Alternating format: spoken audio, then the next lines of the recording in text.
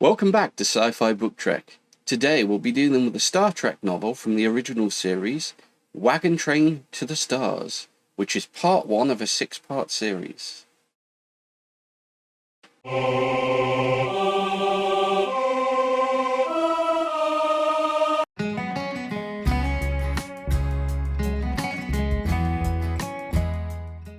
Wagon Train to the Stars is part of the 6-part New Earth series done by Diane Carey.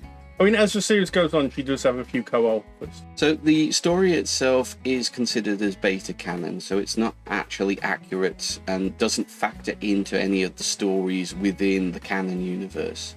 It's placed between the events of the motion picture film and The Wrath of Khan, considering several factors, not least of which is the mention of the new uniforms. Constantly. A neat little nod, this title is actually a reference to Gene Roddenberry's original title for the original series. Which I also kinda have problems with, because Roddenberry's vision, I'm sorry, it was not fucking Wagon Train. He said Wagon Train on the document he gives to the higher-ups who fund projects, like the executives, the businessmen, because Wagon Train at that time was 8 series long, the longest running show, and one of the most popular shows the TV companies have done at that time. I mean, it's kind of like now nearly every script going in and going, oh, this is my new show. It's like Game of Thrones, and you read it and you're like, it's clearly not Game of Thrones, like, in any way, other than it has actors in, it's on film, they do stuff. Do you remember when we had to I'm sorry, but like, I was reading some of the synopsis for Wagon Train. It sounds closer to Adam West's Batman. Okay. Because it was around guest stars. They would come in for like an episode and they'd be like, oh, look, I'm the guest star, and you'd recognise them. That you didn't really have in Star Trek. Hard about, helmsman. Course 32 degrees Mark 10. Deflectors at full power. Like, oh, anyway. I mean, that was just literally a little nod. Yeah, that I know. Happened to find in the... Yeah, I know. But like, with this book, they grab that idea and they run with it. And my God, they do not let... Well, she does not let you forget that this is Wagon Train. My God, she will bloody tell you over and over again. Okay. So that brings us on to the author herself.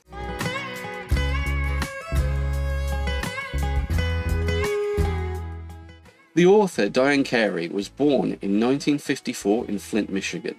Her first publication was a romance novel in 1962.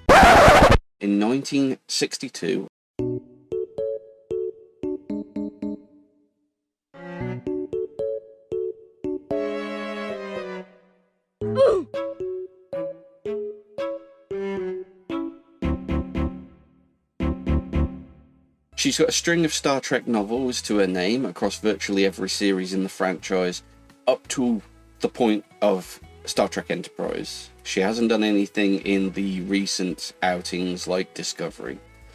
Did you know she plays the bagpipes? I did not. Apparently she's been playing them for 40 years. I feel sorry for her neighbours. She is still, obviously she's on social media, which is why I was able to find some information. How did you... What? Do you go through my trash?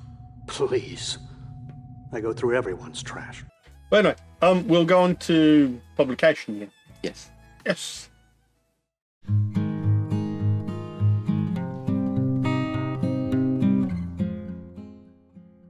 So, we've tackled the year 2000 before. Yes.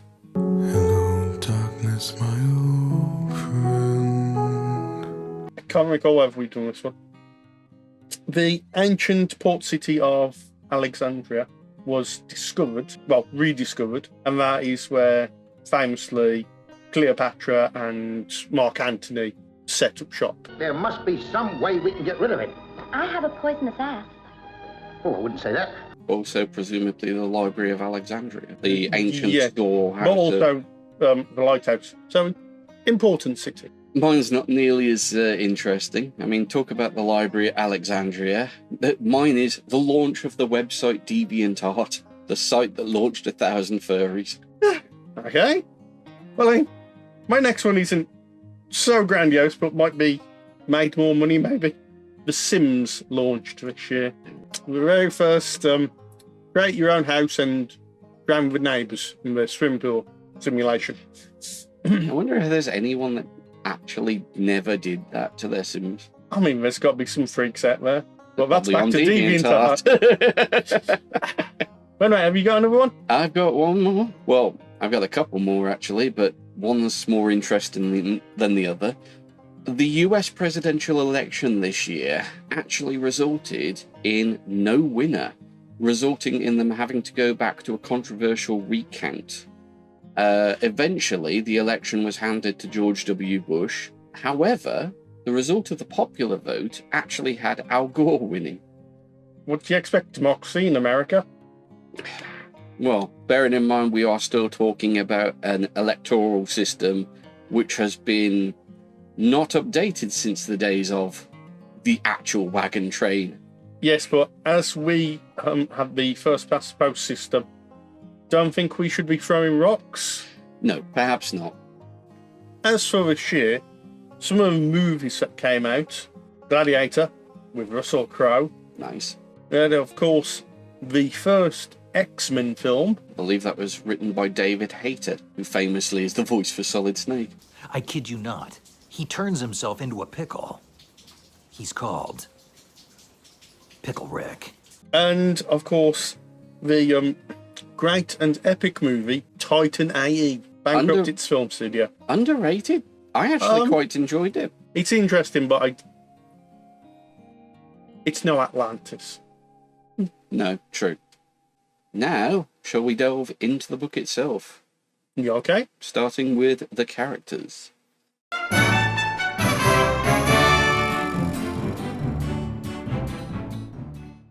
So, it being a Star Trek novel, all of your expected original series cast make their appearance. Some more than others, some kind of drift into the background a little bit. But you clearly have Captain Kirk, and it's nice to see Chekhov playing a much more active role. Yeah. As he gets an entire sequence to himself, which is... He gets his standout section, yeah. Yeah, I think that's one of the better bits of the book, but we can talk about that in spoilers. The cast of Star Trek. George Takei, Nichelle Nichols, and the gentleman who plays Chekhov. Of non-series viewpoint characters, we have the characters of Michael Kilvennon, who's a privateer captain who has family on board the convoy, characterized as a bit of a rogue with a heart of gold. Yeah. You have the character of Billy Maidenshaw, who is primary antagonist, absolute scumbag. Yeah, maybe Snake on Salesman. Yes. But I find him really well characterized as a character that you will love to hate him. And then we've got a couple of alien characters who are commanders of their own ships in their respective races. They're two separate races. One of them is Shakorian. Yeah, we'll go with that. Leave a break for pronunciation is going to be a problem. He's commander of a ship of the Blood Many. It appears to be quite a timid character, but he's also quite calculating and shrewd. And then you have Belengeith, who is the opposite number of... Battle Lord. Yes, Battle. Yes. But he's his title. He's opposite number of the Kuald race. Or... You pronounce it, go on. No. Or Cowd. Yeah, I would go with Cowd, so. But it's however you want to pronounce it. I mean, ultimately, It's how you say you're not warm in Tipton. yeah. I've been hitting the Tipton jokes a lot, haven't I? Right, so we'll go on to themes, genres, and settings.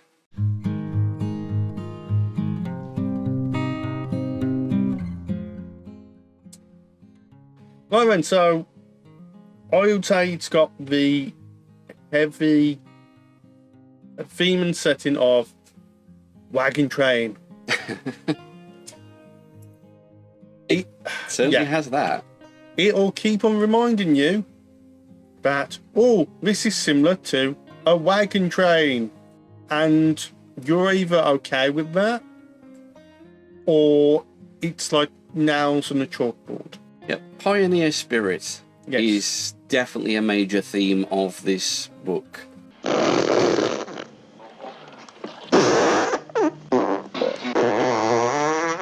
Whether it's a major theme of the series is another question. But yeah, for this book, it's very much the American spirit. Yes. Like, get up and can do. And it portrays the human race more as Americans than, I think, any other Star Trek series. Oh, yeah. I mean, if it wasn't for the fact that the one character is called Michael Kilvennon, and even then I believe that Irish settlers were a major part of the original pioneering efforts of the American colonization. But the alien sections felt more of the weakest part of the book, and I don't know where they are going. Yeah, I mean, for me, they initially started off as okay. It did drop you in our deep end with it, and it was like, okay, where's this going? Seems interesting, and then it seems to build into something like, oh, this is really interesting. By the end of it, you're like, no, it's very surface level sort of thing. Yeah. But yeah, I would say the main parts of the book are the Federation, like the wagon train going across the skies. That is the main focus. The alien parties, it sort of drops into the background. I will say one thing though. I don't know whether it was coming from the previous book, Catface, where that was very stark and expositionally with how it was wrote. This felt, initially when I started reading, overly verbose. It was like, why use one word when 50 will do? I think That was my initial impression, and then, but I think that's because I came from Catface. It is well written, do like it, but yeah, it is overly verbose sometimes. I think there's a reason for that, especially in some of the procedural elements. Diane Carey actually has a background in naval reenactment. Well, yeah, it was more the fact it seemed to over-explain a lot of things. Like, when people were introduced, it was like, you got to know who they were, what they're thinking at every moment, what they're telling people, which might be different, what they're thinking about in the past, and like, you got a lot of information from each character. I do like how it's written, and I do like how she wrote it. So, okay, I just wanted to point that out. I mean, that then brings us on to recommendations. Yeah.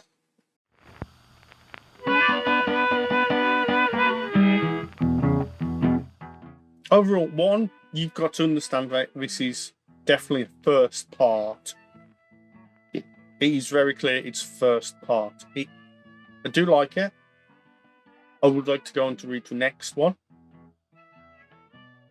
There are some niggling things with it, but I'm fine.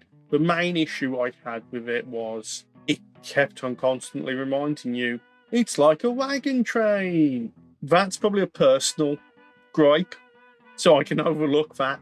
It is a good book. I do recommend it. Yep, I'm the same. I recommend it. I think this would have had potential for adaptation purposes. It would have probably made a decent episode, probably a two-parter. Depending on how far you wanted to go I with probably it. wouldn't go that far, just for one reason. It does very feel like the sort of newer iteration of Battlestar Galactica. I mean, I'm not saying that's a problem. It's just, yeah, I would say it's more Battlestar at times. As weird as it sounds, I found the action set pieces in this quite good. Yes. And appropriate to the characters. This is Kirk era Star Trek. Ah, we come in peace, shoot to kill, shoot to kill, shoot to kill. We come in peace, shoot to kill, man. But yes, on the whole, I enjoyed it. I would like to read the next book. As you have already pointed out, it is a smaller part of what is a 6-part series, and it shows. But the impression that I've gotten from this book has encouraged me to want to read the next one in the series, as opposed to, no, this isn't for me. I mean, it does feel like it's leading somewhere, and also it does give you enough to chew on, sort of thing. So, unfortunately, guys, this is no longer in print. You can still find second-hand copies, but I checked online before running the video, and they are pretty expensive. However, there does seem to be a Kindle version. It is available for purchase. So if you are looking to pick up a copy of this, you should be able to pick up an ebook version from Amazon. Right then. So thanks for watching, guys. Next week we'll be diving into our spoiler review of Wagon Train to the Stars. And in a fortnight's time, come back and we'll be reviewing a totally different book. Bye.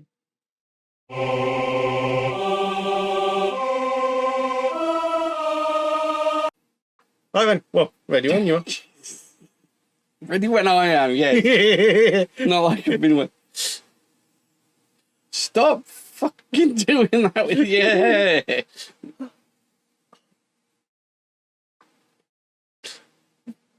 No, I'm giving it body. L'Oreal, because he's a cunt.